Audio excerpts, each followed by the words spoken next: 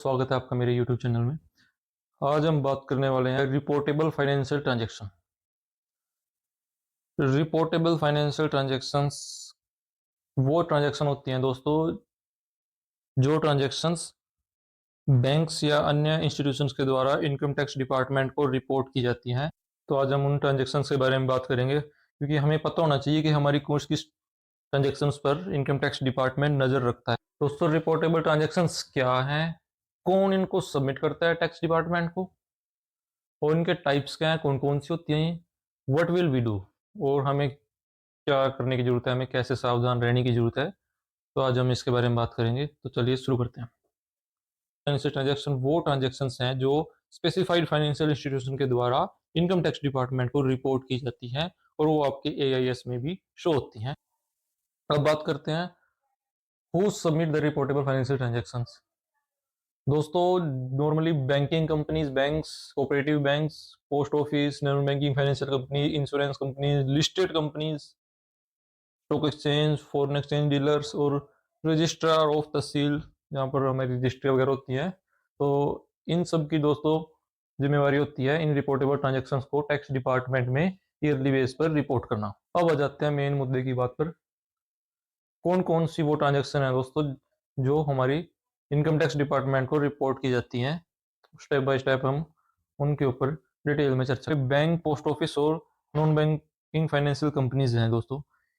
ये सब हमारी कैश डिपॉजिट इन वन और more saving account and time deposit. अगर दोस्तों हमारे 10 लाख से ज़्यादा का कैश डिपॉजिट किया है किसी फाइनेंशियल ईयर में, तो वो जो है दोस्तों इनकम टैक्स डिपार्टमेंट को रिपोर्ट किया जाएगा।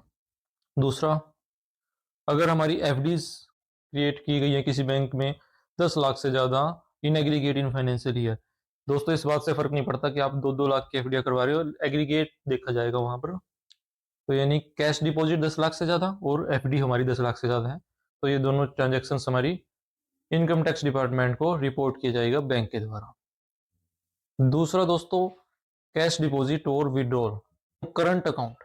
दोस्तों, अगर हमारा बिजनेस से संबंधित कोई करंट अकाउंट है, उसमें अगर हमने 50 लाख से ज़्यादा का डिपॉजिट या विड्रॉ करवाया गया है करंट अकाउंट, तब भी दोस्तों हमारी ट्रांजेक्शन्स को इनकम टैक्स डिपार्टमेंट को रिपोर्ट किया जाएगा बैंक्स के द्वारा। अब दोस्तों बात कर लेते हैं कैश पेमेंट्स की। दोस्तों, अगर हमने कोई बैंक ड्राफ्ट या फिर पे ऑर्डर डीडीज अगर बैंक से बनवाया है 10 लाख से ज़्यादा का in a financial year in aggregate, तो उसको भी दोस्तों बैंक्स रिपोर्ट्स करता है इनकम टैक्स डिपार्टमेंट को। अब आ जाता है क्रेडिट कार्ड के ऊपर। अगर दोस्तों क्रेडिट कार्ड से हमें किसी को कैश में पेमेंट की है 1 लाख की, यानी क्रेडिट कार्ड से जो है कैश पेमेंट की गई है 1 लाख रुपीज़ की, तो वो भी हमें हमारी रिपोर्ट की जाती है इनकम टैक्स डिपार्टमेंट को। बाकी जो क्रेडिट कार्ड से बैंकिंग चैनल के थ्रू एग्रीगेशन 10 लाख से ज़्यादा का अगर हमारा क्रेडिट कार्ड का बिल आता है दोस्तों ईयरली बेस से एग्रीगेशन में, तो वो सब भी हमारा इनकम टैक्स डिपार्टमेंट को रिपोर्ट किया जाता है। Share, debenture, mutual fund 10 lakh से ज़्यादा की वैल्यू की परचेज कर रखे हैं, तो वो भी कंपनी की जिम्मेवारी बनती है वो रिपोर्ट करना। तो वो नॉर्मली कंपनी रिपोर्ट करती भी है कि इस पर्टिकुलर व्यक्ति के पास इतने लाख रुपए के 10 लाख के ज़्यादा के डिवेंचर, शेयर्स या म्यूचुअल फंड है।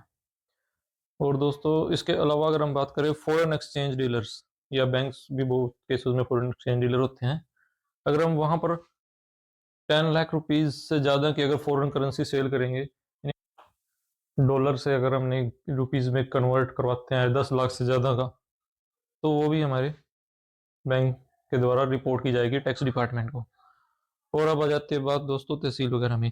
अगर हम कोई इमूवेबल प्रॉपर्टी बाय कर रहे हैं दोस्तों जिसकी वैल्यू 30 लाख रुपीज़ से ज़्यादा की है, तो वो सारी प्लॉट्स, बिल्डिंग्स, लैंड्स, उन सब का रिकॉर्ड भी दोस्तों टैक्स डिपार्टमेंट को फॉरवर्ड कर दिया जाता है रजिस्ट्रार ऑफ तहसील के द्वारा। कोई गुड्स बाय करते हैं कंपनी से, कंपनी को अगर हम 2 लाख से ज़्यादा की पेमेंट करते हैं, तो कंपनी भी उस ट्रांजेक्शन को टैक्स डिपार्टमेंट को रिपोर्ट करती है अभी कहाँ कहाँ से उसको कैश में सेल होगी 2 लाख से ज़्यादा की। या कोई अदर पर्सन जिस जो टैक्स टैक्स ऑडिट के लिए एप्लीकेबल है 44AB में, तो other than company even a partnership firm etcetera, तो वो भी हमारी वो ट्रांजेक्शन को रिपोर्ट करेगा कि उस व्यक्ति से 2 लाख से ज़्यादा की कैश रिसिप्ट हुई है इस गुड्स के अगेंस्ट या इस सर्विस के अगेंस्ट। सो दोस्तों अब आ जाते हैं मेन कंक्लूजन पर। What will we do? दोस्तों घबराने की बात नहीं है, लेकिन हमें ध्यान रखने वाली बात यह है कि अगर इन ट्रांजैक्शन पर इनकम टैक्स डिपार्टमेंट की नज़र है तो जब हम अपनी आईटीआर फाइल करते हैं तो हमें भी यह क्लियर होना चाहिए माइंड में कि ये ट्रांजैक्शन ऑलरेडी टैक्स डिपार्टमेंट के पास है।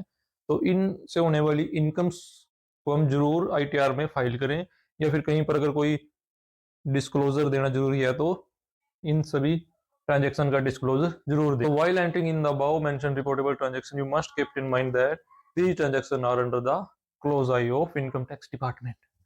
ये ट्रांजैक्शन जो है इनकम टैक्स डिपार्टमेंट की नज़र में है। दूसरा दोस्तों, while filing ITR must report these transaction to avoid any further notice or proceeding। In transaction से होने वाली इनकम या इन ट्रांजेक्शन को आईटीआर में जरूर रिपोर्ट करवाएं टू अवॉइड एनी नोटिस और प्रोसीडिंग फ्रॉम टैक्स डिपार्टमेंट।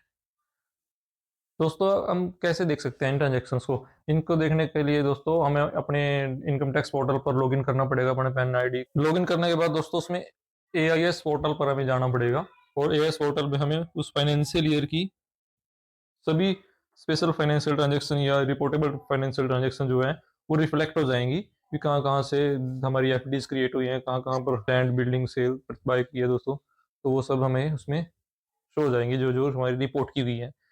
तो जब आप अपनी आईटीआर फाइल करें तो अपनी एआईएस को जरूर मैच करें। तो वीडियो में बने रहने के लिए धन्यवाद। Thank you.